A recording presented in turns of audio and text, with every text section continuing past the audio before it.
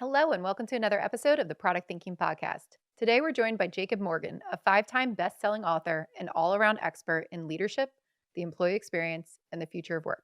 Starting in marketing strategy and SEO, his career has seen him in CMO and principal roles for the likes of HiRank and Media Group. His most recent book, Leading with Vulnerability, is flying off the shelves with glittering reviews from peers and professionals across multiple industries. But before we start to talk to Jacob all about leading with vulnerability, first, it's time for Dear Melissa. Dear Melissa is our segment where you can ask me any of your product management questions, and I answer them every single week on the Product Thinking Podcast.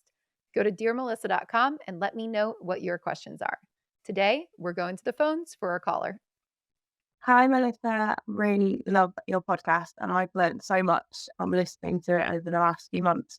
I've recently transitioned into more of a product manager role.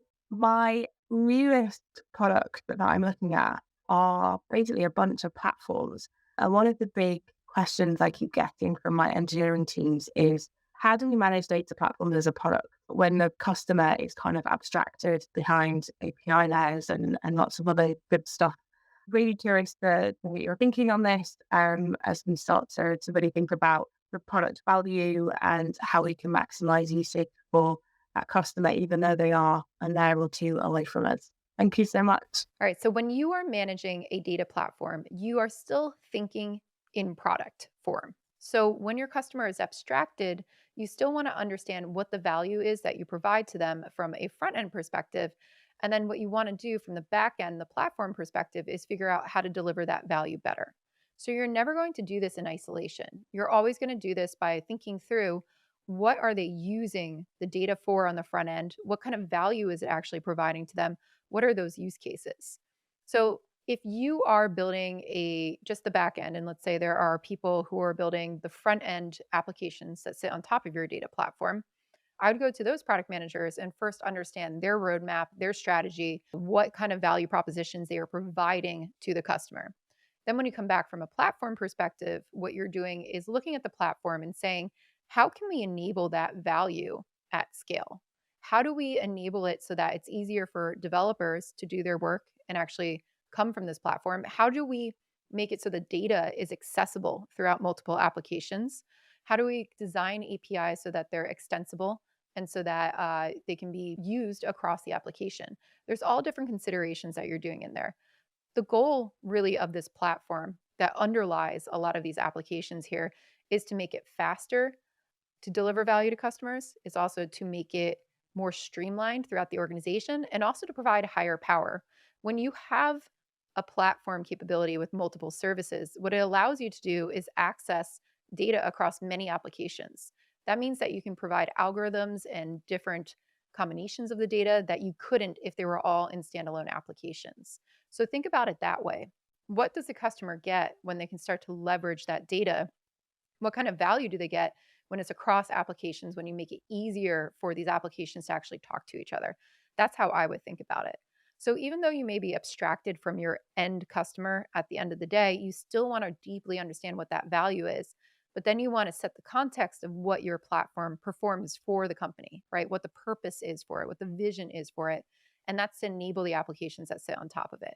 So I'd work very closely with the other product managers who are on the application side and start to think through, how do we combine this together so that it's a system that delivers value? When you work in a portfolio of products, even if it wasn't a back end product, those products all work together to deliver value to customers. And as a chief product officer, we start to think through, how do all of these applications come together? How do all these products come together to deliver value? You wanted to do the same thing with individual applications in a platform. That's how these all combine, and that's how you make it more valuable for your customers. So it's okay if you don't have just a standalone value proposition. You still want to think through how this all goes together and how it integrates into the whole to deliver value for your customers. So I hope that helps. And again, if you have any questions for me, go to dearmelissa.com and I will answer them on a future episode. Now it's time to talk to Jacob. Welcome, Jacob. It's good to have you on the show. Thank you for having me. So you just released a new book called Leading with Vulnerability. Can you tell us a little bit about what inspired you to write this book and how you wrote it, what you did to learn about this? It came about from two ways. One was personal, one was business related. On the business side, when I was working on a previous book called The Future Leader, I was told by a lot of CEOs, they were talking about the power of emotional intelligence. They were talking a lot about vulnerability. But at the same time, they were talking about the fact that it's different at work versus how it is in your personal life. So in your personal life, being vulnerable makes sense, right? It's how you create connection with your spouse, your significant other, your family members, your friends. It's basically exposing yourself to a gap that you have. And when you share those gaps that you have with other people, it creates connection, it creates closeness, it creates support. And so doing that in your personal life makes sense. But at work, they were all acknowledging that we have a very different dynamic. You have employees, you have customers, you have leaders, you have projects, deadlines, you're being paid a salary. And so simply showing up to work all the time, talking about the gaps that you have, it's not really the same there because there's a lot more going into it and it's a different dynamic. And the second thing that a lot of these leaders were saying is that on the one hand, their employees wanted them to be vulnerable, to talk about their challenges, their feelings, their emotions, their problems, their failures. But at the same time, these employees wanted their leaders to be competent and strong and visionary. And so these CEOs were very confused. They're trying to figure out, well, what kind of a leader am I supposed to be? Am I supposed to be this visionary, competent leader? Or am I supposed to be this other kind of a leader who talks about feelings and challenges and struggles? So that was a very big struggle that leaders were trying to figure out. And then on the personal side, I grew up, I was raised by parents who came from the Republic of Georgia, so immigrant parents. And my mom tried to model emotional vulnerability and openness with me, but I grew up as a young boy watching my dad, who believed that you shouldn't talk about feelings or your emotions, and you should always try to be number one. And so I was not modeled vulnerability on my dad's side, which is how I grew up. So I always thought vulnerability was stupid. It didn't make sense. I should never do it with anybody, let alone at work. And what happened is a few years ago, I had a series of panic attacks. And the panic attacks came about, as I learned from talking to a couple therapists, because I had committed to writing a book about vulnerability when I didn't believe in it. And so I had kind of this personal journey towards it, and then I had this business journey towards it. So I surveyed 14,000 employees in partnership with a leadership firm called DDI. And I had the opportunity to interview over 100 CEOs at big companies around the world and ask them all sorts of personal and interesting questions about vulnerability as well. And that's what made the book. Do you believe in vulnerability now? Yes. Yes, I That's do. good. But it's interesting because I think there's a big difference, kind of what I alluded to earlier. There's a big difference between vulnerability versus leading with vulnerability. And vulnerability, as I mentioned, is this idea of exposing a gap that you have. So I made a mistake. I need help. I don't know how to do this. I'm having a tough time. And in the context of work, let's say you go to your leader at the time. Your leader gives you a project that you're supposed to be responsible for, and something doesn't go well, right? You mess something up. And you go to your leader and say, I am so sorry I messed this up. I know how important this was, and I screwed up. I'm really sorry. Now, your leader's not going to look at you and say, oh, thank you so much for telling me, right? Your leader's going to say, well, thanks for telling me, but the customer is still unhappy. The deadline still hasn't been met. The project is still not completed. In other words, well, now what? Right? It's one thing to have the psychological safety to feel like you can talk about mistakes and failures and challenges, but how you actually go about doing that is a whole other thing. So, vulnerability is simply saying something like, I'm sorry I made a mistake. Leading with vulnerability is about saying, I'm sorry I made a mistake. Here's what I learned from the mistake that I made. And here are three things that I'm going to do going forward to make sure that mistake never happens again. In other words, you're combining two elements, connection and competence. And we've been very obsessed with the connection piece. And I feel like over the past few years, we forgot about the importance of competence as well. So you need to bring these two things together. It's what I call the vulnerable leader equation. Competence plus connection equals leading with vulnerability, or leadership plus vulnerability equals leading with vulnerability. And that's the big distinction.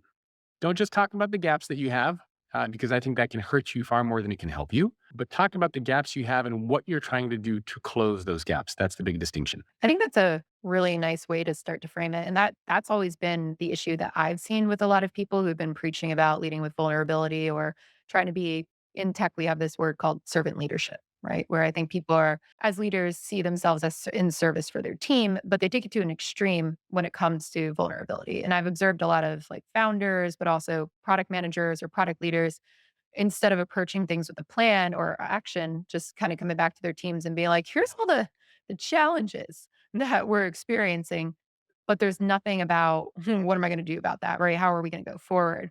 And to me, I've seen that be a huge issue for people getting into product leadership for the first time, basically bringing all these challenges to people's attentions and then being asked to leave the company because they're not showing that competence piece, right? They're not actually doing the work to come with a plan to solve those problems. So I really love how you kind of balance these two things about you must have the competence to be able to lead with vulnerability, and this is what you show up with. How do you navigate it if you don't know the answer, right? Is there like a right time to come and bring up challenges, or do you wait and have a plan? Like what how do you kind of pace those things out so that you're not just bringing up challenges all the time even if you don't know what the answer is? Well, even in that situation, even if you're bringing up challenges, you could talk about what you're trying to do to solve them. Regardless of where you are in your career, you're never going to know everything. You're at some point going to need help. At some point, you'll make a mistake, but there's a right way and a wrong way for how to talk about it. If you're somebody on a team and you keep coming to your leader talking about different challenges and why I can't do this and I don't have the budget and I'm not getting supported and this is breaking, and eventually somebody's going to look at you and say, you probably shouldn't be in this role. So even if you're faced with challenges, even if you don't know how to do something, the best thing that you can do is to always ask yourself, how do I sprinkle a little bit of competence, a little bit of leadership on whatever it is? So for example, it might be, hey, I'm really struggling trying to figure this out. In the future, here's some things I'm going to do to get help on this area, but can you give me a little bit of guidance right now? Or, I made a mistake, but here's what I learned from the mistake. Right. Whatever you need to do, demonstrate how you're trying to close the gap. Here's the challenge. Here's some ideas that I have for how we can solve this challenge. I'm not sure if they're the best ones or not. Can you give me some feedback on that? Right. You're not just coming with problems, you're trying to identify solutions. Even if your solutions are wrong, the point is that you were trying to demonstrate that you're trying to solve your problem. And this is just as relevant in your personal life as it is in your work life. You probably have a lot of friends and family members. Maybe they're trying to eat healthier, they're trying to stop smoking, they're trying to exercise. And what do we do when we always have friends that say, "Oh yeah, I'm trying to lose weight?" Well, you say, "Okay, great. What are you doing?" It doesn't just because somebody says, "I'm trying to lose weight, I'm trying to stop smoking, I'm trying to be a better dad, I'm trying to be a better mom, whatever." It's great to say that, but ultimately you want to know what is the person actually doing to try to solve those things. Same thing is true at work. I need help. Great. What are you trying to do to solve your own problem? I have a challenge. Great. What are some of the solutions that you propose? Right. So that's really what we're talking about. How do you add that level of competence and leadership to everything that you're doing? It doesn't mean you need to have all the right answers. It doesn't mean you need to be perfect at everything that you do, but you need to ask yourself, how do I just avoid talking about all the gaps that I have and show how I'm trying to close them?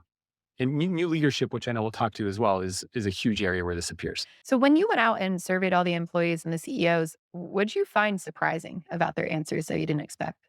A few things. Number one is I was surprised to learn how often vulnerability can be used against you and can backfire. And there are all sorts of crazy stories that I have in the book of some of the things that CEOs have done. One CEO is a large telecommunications company, and she told me this story of how and her CEO at the time, she was a woman, her CEO at the time was another woman. And this was a big communications company, tens of thousands of employees. And she was one of the top executives there. And she used to sit right next to the CEO. And she noticed one day she went on vacation, she came back, and all of a sudden her office was moved like three doors down. She couldn't figure out what was going on. Then all of a sudden she started to notice that a lot of her employees were being poached and moved on to other teams without her knowledge. Then she started to notice that she was being made fun of in meetings. Then she was given an executive coach to help her, only to find out that that executive coach was reporting everything that she was saying back to the CEO. Then she was put on a performance improvement plan. And finally, it got to the point where this lady was just like, I don't know what's going on. I'm out of here. And this all started because this female executive talked about her vulnerabilities to her CEO. She talked about how she struggled with competence. She talked about how she didn't go to a traditional university and she wasn't a traditional employee at the company. She opened up about all these different types of things, and her CEO at the time weaponized all those vulnerabilities against her. And so I have all sorts of stories like that. So I was very surprised that even for CEOs, vulnerability at some point will be used against you. Second thing that surprised me is that when you're vulnerable, a lot of these CEOs shared very physiological reactions that they get. And you don't think of this for CEOs, but CEOs were telling me several of them had panic attacks.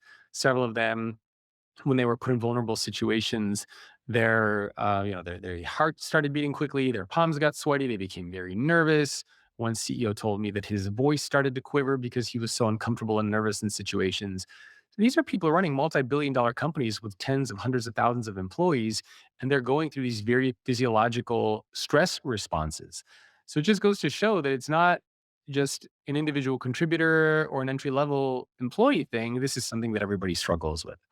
And so I really loved those types of stories. I thought those were quite intriguing. And the other thing is, we alluded to this earlier, a lot of the CEOs acknowledge that vulnerability is a powerful thing, but they weren't sure how to approach it in a work context. And when we surveyed 14,000 employees, we asked them, what's the number one reason why you're not vulnerable at work? And the response to that was, I don't want to be perceived as being weak or incompetent.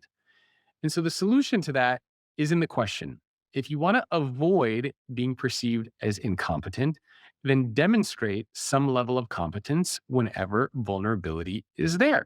So again, demonstrate how you're trying to close the gap. And this is really important because there's a concept in psychology called the pratfall effect. And I interviewed the creator of this, Elliot Aronson, who is at the University of California, Santa Cruz, which is where I went to school. And the idea of the pratfall effect is that if you are highly competent, you're good at your job, and then you're vulnerable, what happens is you get a added boost, a higher perception in terms of your capability, your talent, your quality. Now you're perceived as being more human. However, the flip side of that is also true. If you're not competent at your job and then you're vulnerable, what that does is it reinforces your mediocrity. In other words, people are going to look at you and they're going to say, yeah, I get why you haven't been promoted. Yeah, I get why you're stuck in that role. So there's a very strong and important relationship between competence and vulnerability. And I think that oftentimes we use vulnerability as a way to justify poor performance without realizing that it's actually hurting us far more than it's helping us. That's really interesting to look at those stats from there. So, when you are trying to be vulnerable, let's like imagine like a CEO of an organization. I know right now, for example, tech is going through this crazy downturn. We've had 282,000 people laid off since January 2023. I saw that stat the other day. A lot of businesses are worried they're not going to raise money, they're not going to continue. How much do you let people know what's going on, right? Because I also believe there's something with leadership where you want to be transparent, but if you're super transparent, people might get scared, right? So when we're trying to lead with vulnerability, when is vulnerability appropriate and when is it not? Yeah, context matters a lot. And one of the frameworks that I have in the book is called the vulnerability wheel. And at the center of that wheel sits something called intention. So it's understanding why you're doing or sharing something. And I talked to Doug Parker. He's the former CEO of American Airlines. And during the pandemic, there were lots of news articles and publications. Everybody was talking about how American Airlines was going bankrupt. They had to go in front of Congress, they had to get money, they had to get bailed out, as did a lot of other companies. But the organization was very much in trouble. American Airlines was really struggling. And Doug Parker had a choice. He could go in front of his entire company as well and say, oh, we're going bankrupt. I don't know what's going to happen, blah, blah, blah, blah, blah. Or he could not. And he told me that there were several times when he would actually sit in the parking lot in his car, pumping himself up, trying to talk positively to himself, trying to be optimistic before he stepped foot into the office. Because he knew that if he showed up to work every day with a doom and gloom and bankruptcy attitude, that would be a little bit of a self-fulfilling prophecy and that would bankrupt and tank the company. So in that situation, Doug Parker did not show that level of vulnerability as far as the company going bankrupt, even though a part of him felt that that very well might be, it could happen. And so context does matter. And I compare this to a story about Hollis Harris. He's the former CEO of Continental Airlines. And in the late 80s, early 90s, the airline was struggling. And Hollis Harris, too, was asked to address his workforce of around 32,000 employees. And he sent out a memo to his workforce and he talked about the challenges of the company and the macro and microeconomic factors.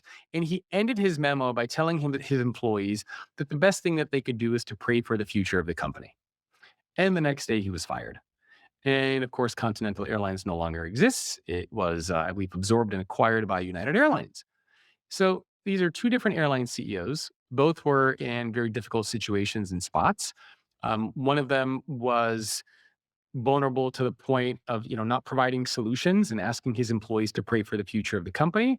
And the other one, in the context of Doug Parker, chose to be less vulnerable and focus more on kind of the future, the optimism, instead of being so transparent and sharing everything. And again, the intention there matters. Another CEO that I have in the book is the CEO of Sasol. His name is Fleetwood Grobler. It's a big South African energy company. Similar story. He took over. The company was in near bankruptcy. It was $13 billion in debt. And he had to also give a memo to his entire workforce. And he started off similarly saying, I get the company's in a lot of trouble. I don't know exactly what the future is going to bring. I don't even know how we're going to get out of this mess. But I have a vision for what the future of the business can become. I know that we can turn things around. I know that we can rebuild trust in the eyes of our employees and our customers. And if you go with me on this journey, I know that we can become a successful business again. And that's exactly what they did.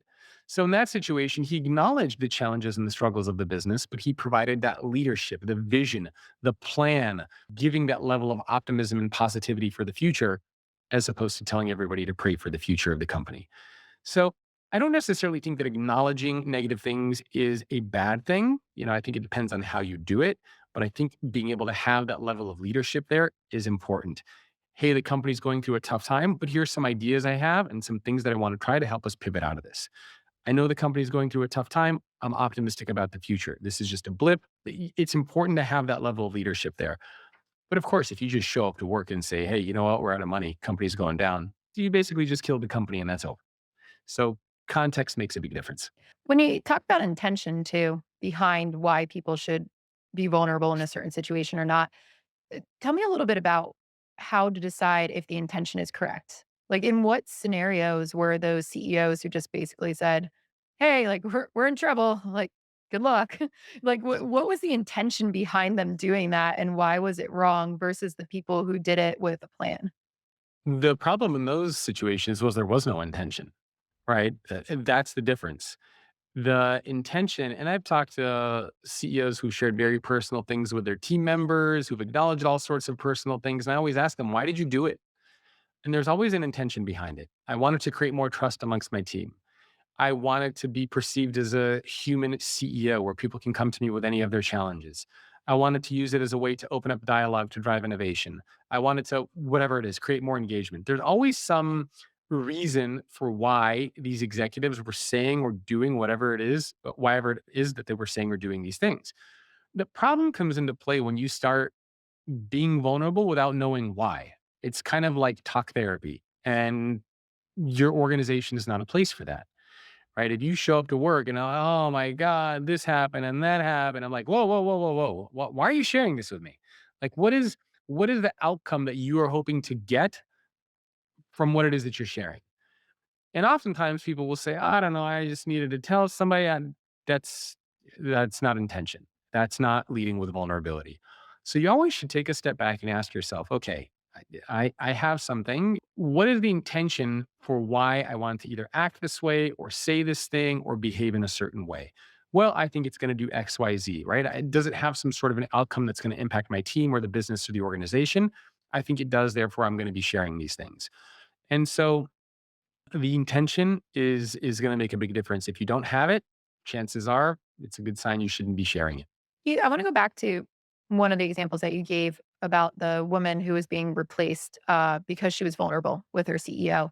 In those Yep. scenarios, how, was the problem that she didn't have the competence to back it up, or was it just that she did everything right, but they just used it against her? How do you know if that's going to happen to you, or how do you assess that situation? She was competent.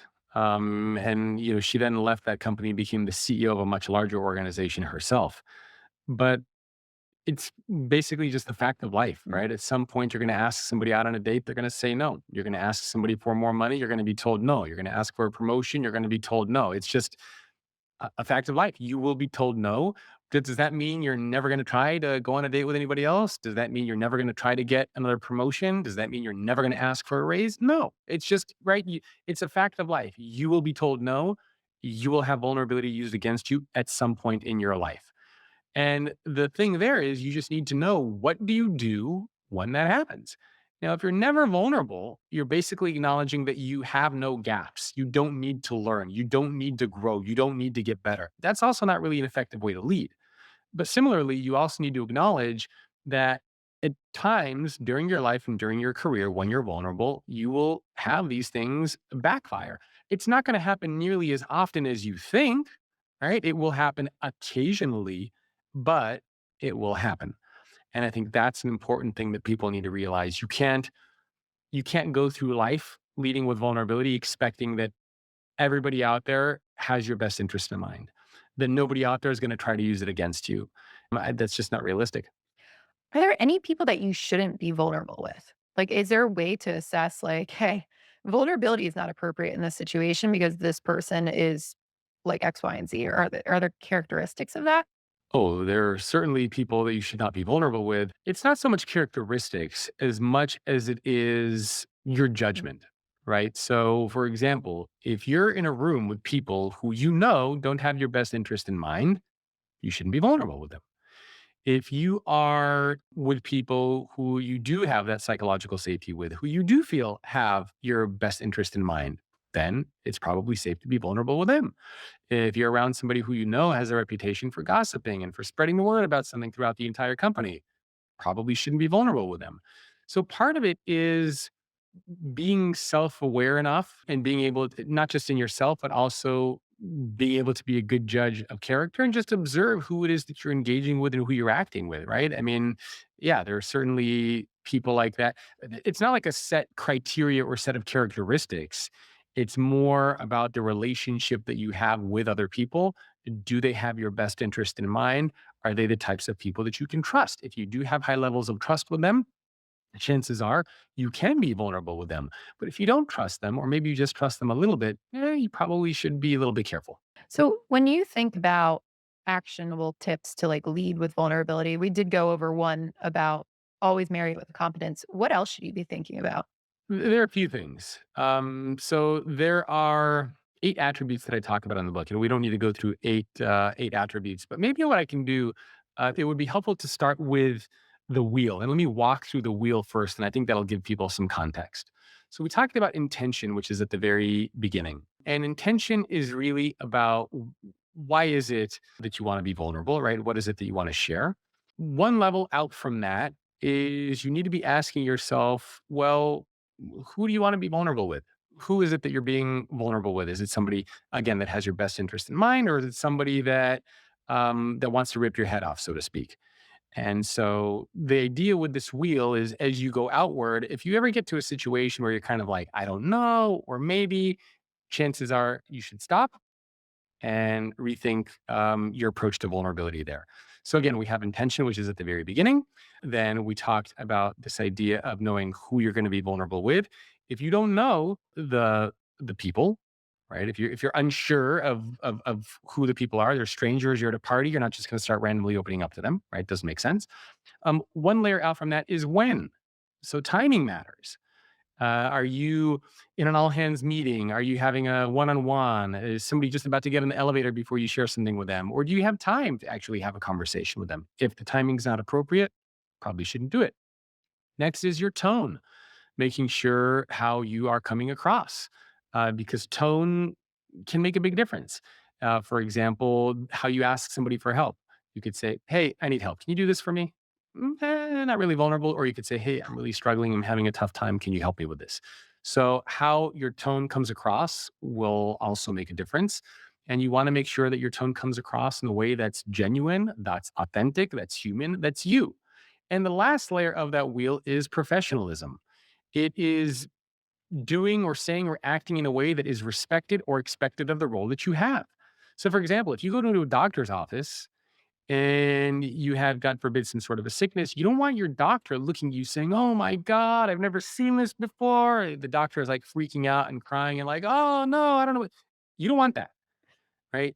Doctors need to have a certain level of professionalism. Similarly, if you're a leader at a company and an employee gives a talk for the first time or gives a presentation for the first time, as a leader, even if it was terrible, you're not going to look at that employee and say, "Who the hell let you into this building? That was the worst presentation I've ever heard in my life. Get out." You're not going to do that. It's just not professional. So I always encourage people to walk through this wheel. So make sure that you know the intention. Why are you being vulnerable with what it is that you're sharing or doing? Who are you being vulnerable with? Do they have your best interests in mind? When are you being vulnerable? Is it now the right time? Tone. Are you coming across in the right way that's authentic, that's connecting? And the last wheel is professionalism. Are you coming across in a way that is respected or expected of the role that you're in? If any of those things are no's, I don't knows, maybes, stop. This is kind of like the 5 levels of green Mhm. lights. You need green, green, green, green, green, and then you can go ahead and proceed. If you get roadblocks here, chances are you should take a step back and revisit. That's a really good way to look at it. I like the professionalism one too. It's true. Nobody wants a doctor. It's like, oh my God, you're dying.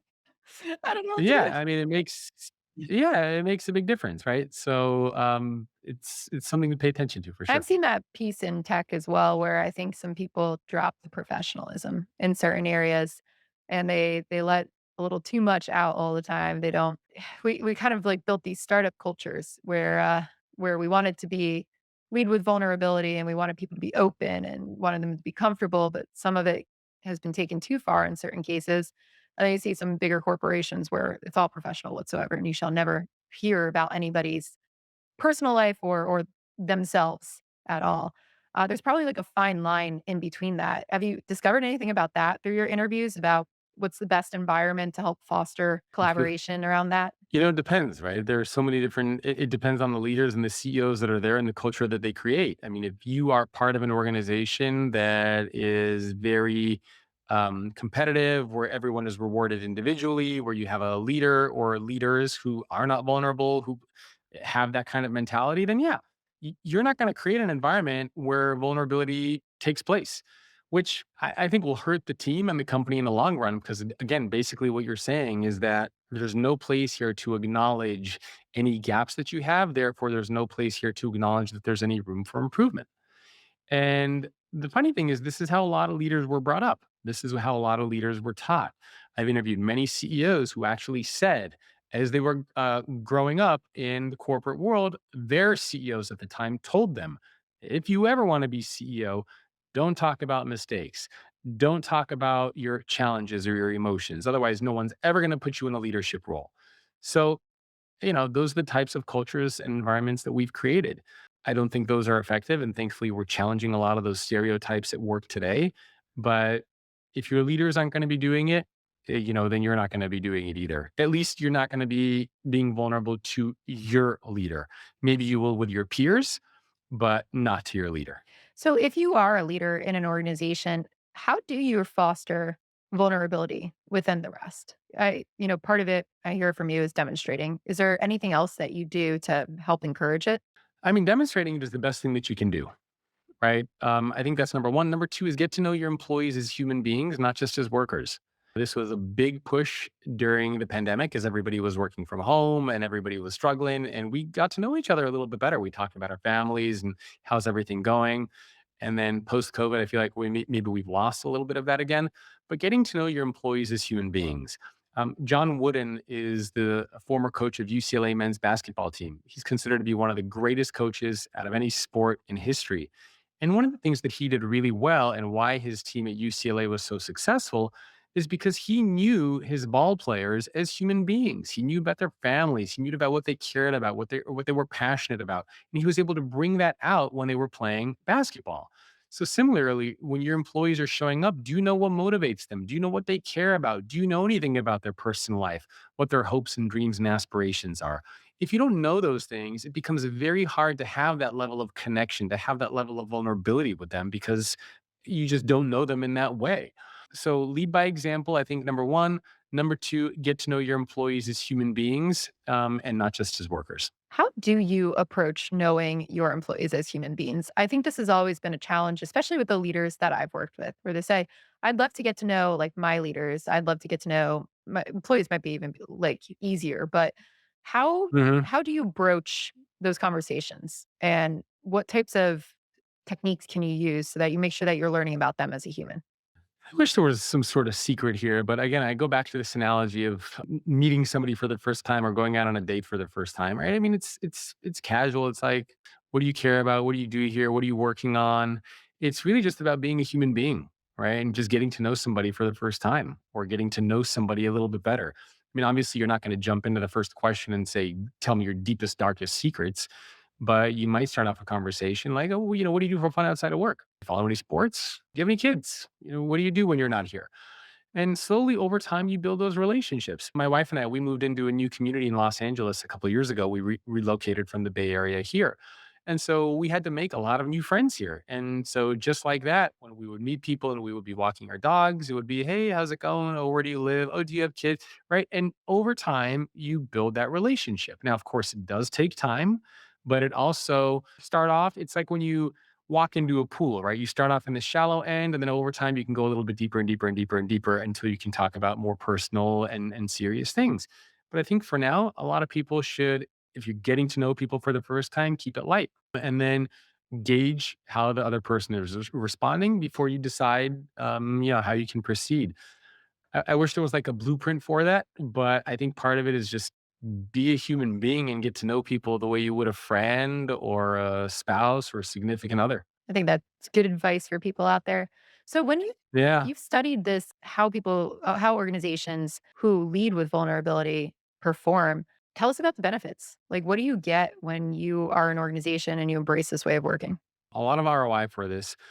I looked at the ROI on sort of a personal level and also a business level. I think on the personal level, it's very important because I think if you don't lead with vulnerability, you're not going to have much of a place in leadership going forward, right? Because the two most important things that any leader does is competence and connection. Those are the two most important things for anybody. Demonstrate that you're good at your job, being able to connect with those around you. If you can't do that, you can't lead effectively. So, just selfishly on the personal side, if you want to be able to lead now and in the future, you're going to need to learn how to connect with people and you're going to need to learn how to demonstrate that competence and bring that into the equation. On the ROI side, we looked at a couple different metrics. And again, this is the survey that was done with DDI. And we looked in terms of innovation. And so inside of organizations where leaders lead with vulnerability, often or always when appropriate, the leaders in that organization are perceived to be much higher quality versus in organizations where leaders are not leading with vulnerability as often. So, just a perception for you for high quality makes a big difference. These organizations create higher levels of trust. They're more equipped to create inclusive teams where people from different perspectives and backgrounds and opinions can come together and share ideas. They're more engaged, they're more productive, they drive innovation. You create higher levels of trust, which I believe I mentioned. So, across the board, we see a lot of business sense for why this makes sense. Yeah, those are really good metrics to look at that. So what I'm hearing is we get to foster more innovation, more trust, more collaboration. So all things that I think a lot of tech companies are out there or non-tech companies are out there trying to promote. And for product managers, I think that's incredibly important because we do talk about how the trust that you build with your leadership, but also with your development team, with your design teams is extremely important. For product managers too, we are in the situation where a lot of people who are individual contributors are still leading teams. They're leading developers or leading designers. So I'm taking away from what you were saying as well, a lot of really good tips for just those ICs to think about too. It's not just a Yeah. management thing. Do you Yeah. do And I any of have that? some Yeah, numbers here tell me too. about it. So, when we were talking about innovation, I didn't remember all the numbers off the top of my head. So, I just pulled them up. So, in these types of organizations, employees are almost twice as likely to develop novel ideas or solutions, over 5 times more likely to trust their manager. So those were kind of the trust and innovation metrics. We talked about the high quality metric. As far as creating a more inclusive culture, it's 4.5 times more likely, more than 2 times more likely to feel better prepared to operate in a highly ambiguous business environment, which is what we're in now. So if you lead with vulnerability, what that means is that in a world where you're not sure about about the next steps, you feel much more prepared to lead and to work in that kind of environment when your leaders are leading with vulnerability. And also around almost 2.5 times more likely to be prepared to manage a remote workforce. So these are, again, a lot of metrics that organizations care about. We're talking about hybrid work. We're talking about leading through change in uncertain times. So if you want to be able to do those things more effectively, leading with vulnerability appears to be a pretty good answer for that. I'm sold. Sounds good to me. Good metrics there. So, one thing I was going to ask you about, we talked a lot about this in a leadership context from like a people management standpoint. If you were a leader by proxy, let's say, that's a lot of individual contributor product managers here. They don't have people management over developers. They don't have people management over the designers they work with. They have to kind of lead through influence. Can you apply these same skills there? Would you recommend, or does anything change in that scenario? You can apply it to anybody. Anybody who is in a current or aspiring leadership role. Leading with vulnerability is crucial, right? You want to be able to connect with those around you, and you want to be able to demonstrate that you are good at your job. Whether you're an individual contributor, whether you are leading a team, whether you are leading through influence, whatever it is. I don't think you need anybody's permission to do these things. These are just things that are in your best interest to do if you want to grow and excel in your career. I think those are definitely good, helpful tips for all of our individual contributors listening out there too. If people want to get started with, trying to lead with vulnerability a little bit, what's like a small actionable step you would recommend? I have this framework in the book called the Vulnerability Mountain. And the idea is that if you've ever climbed a mountain or gone hiking, you know that when you first start, it's usually pretty easy. And then the higher up you get, the harder it becomes. But at the same time, the higher up you go, the farther out you can see, the more clarity you have, the more beautiful the vistas are, the more people you meet on your journey. So the idea is pick something that is at base camp for you. So something that's pretty easy for you to do tomorrow, and pick something that is very scary for you that you can't imagine doing that sits at the very top. And once you understand what's at the very top of the mountain and what's at base camp, then what you do every day is you slowly take steps to go from base camp to what that mountain is. And there's a cool framework in the book with things that you can fill out to kind of walk you through what that is. But I think it's a very simple visual for people to have, right? We can all think of something that we can do tomorrow, and then we can all think of something that like I can't imagine doing. Penny Pennington is the CEO of Edward Jones. And she told me that one of the things that she did, because she was very nervous about this, she would frequently get into elevators with employees and she didn't know what to say, like during the elevator ride. And it was just very uncomfortable. And she didn't know how to create that level of connection with her people. And so she had these kind of like canned things that she knew she would say when people would get into the elevator, of like talking about her weekend and what she did, or maybe something she read and what she learned. And until it just became natural and second nature for her, she just had this kind of like scripted, she called it keeping an ace up her sleeve, so to speak. And that was something that she started very small on day one, and now she's able to have these entire all-hand Q&A meetings where people can ask her anything, and she's happy to share about anything that's going on in the business and with her, and she can, talk about, decisions that she's making and why, and she could talk about challenges and struggles. This is stuff she didn't think that she'd previously be able to do, but it all started with how she was able to talk to employees when they got into the elevator together. That's a really great story right there. Thank you so much, Jacob, for being on the podcast. If people want to go buy your book, where can they find it? A couple different places. Well, first, you can go to anywhere you like books, right? Barnes& and Noble, Amazon. We made a special URL, which is leadwithvulnerability.com. And so you can click on there, and there's a few different links. My email, I always like to give out if people have questions, is jacob at thefutureorganization.com. And then I've been sharing some of the insights and research, some which didn't make it into the book, on my Substack, which is greatleadership.substack.com. Amazing. And we will put all of those links in our show notes at productthinkingpodcast.com. Thank you again, Jacob, for being with us. And thank you to our listeners of the Product Thinking Podcast. If you liked this episode, please like the podcast, save it, and leave us a review. We'd really appreciate that. We'll be back next Wednesday with another episode.